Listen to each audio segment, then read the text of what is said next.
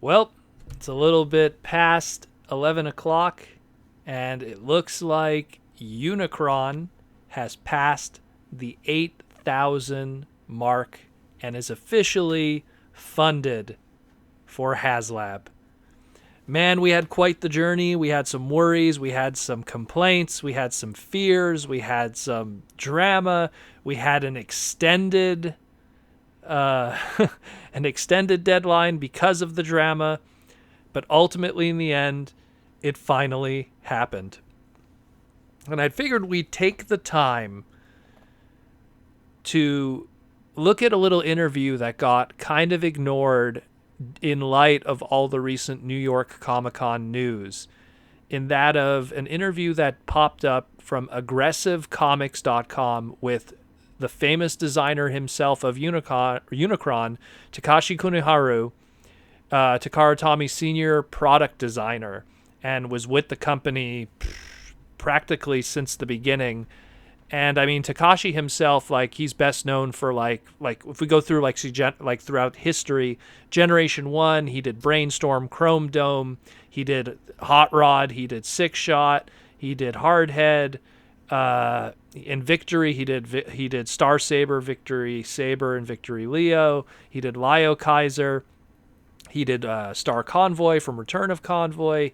He did the Taco Tank and Gigastorm and Beast Wars 2nd, Magmatron and Beast Wars Neo, the famous Gigatron / Megatron and Car Robots, Robots in Disguise. I mean, I could go on and on. Galaxy Force Optimus Prime and so many others. He has quite the list of amazing accomplishments. And so we have here a little interview that he did talking about the project now in light of its success. So the first thing they ask him here is, when did you first hear about the project, Unicron? He said, 2 years ago when we heard that Unicron was going to be selected as part of HasLab's project, I was ecstatic. Being on the same platform as Star Wars, because, I mean, Star Wars had recently done the sail barge on HasLab, which met success and was a huge thing. I felt happy that Transformers is now seen in that same spotlight. My immediate thought was that I wanted to make him at least 100 centimeters in sight, but quickly afterwards I had a feeling that this is going to be an extremely complicated project. And I looked around the room with other senior designers, and we all felt the same without saying a word. So already the goal was to do something larger than had ever been done before. 100 centimeters obviously cracks way past anything that has existed up to that point. The second part. Where did you even start with the idea on designing this giant toy? There was a lot of trial and error at the beginning of the project. My biggest setback was how to start our thinking for looking at previous large Transformers that we've created, and that Titan, specifically that Titan class Fortress Maximus. My first instinct was that Unicron had to be at least twice the size, if not bigger, than Fortress Maximus. So I consulted with Ono-san, our senior designer who made the original G1 Fortress Maximus 30 years ago, to see if there's anything we could have learned from this development. So Kojin Ono, better known as Ono-san in this, he's one of the original Microman Diaclone designers and also the original designer of the original Generation 1 1987 Fortress Maximus, who was at the time, his senior. The next question. So how did learning of Fortress Maximus apply to Unicron?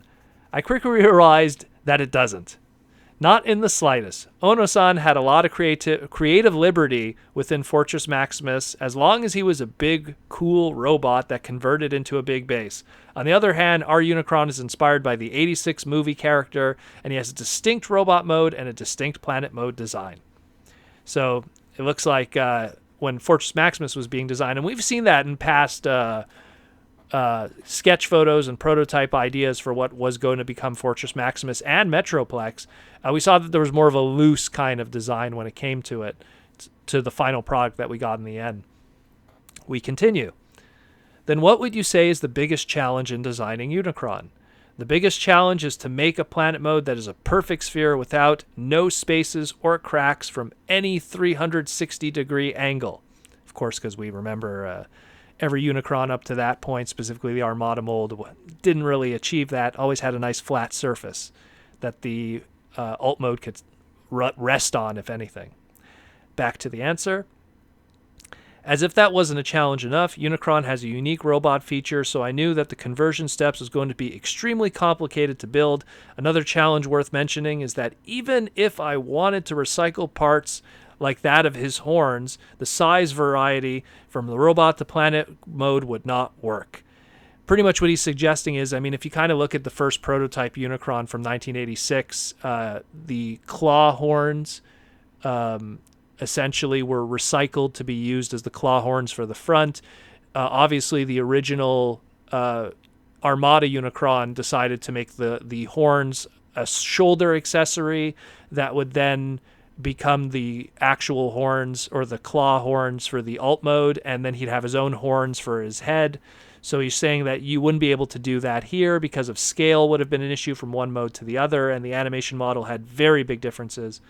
Let's get back to it. Therefore, we ended up with twice as much parts for Unicron and a much heavier toy than Fortress Maximus. Speaking of weight, if I made this toy as big as 100 centimeters like my first Instinct, there was no way plastic could hold as much weight to create a Unicron shape. Saying that if he would have achieved his 100 centimeter high goal, probably plastic would have not been the best used thing to put this toy together. And the last thing that they said, lastly, what would you like to say to all the fans?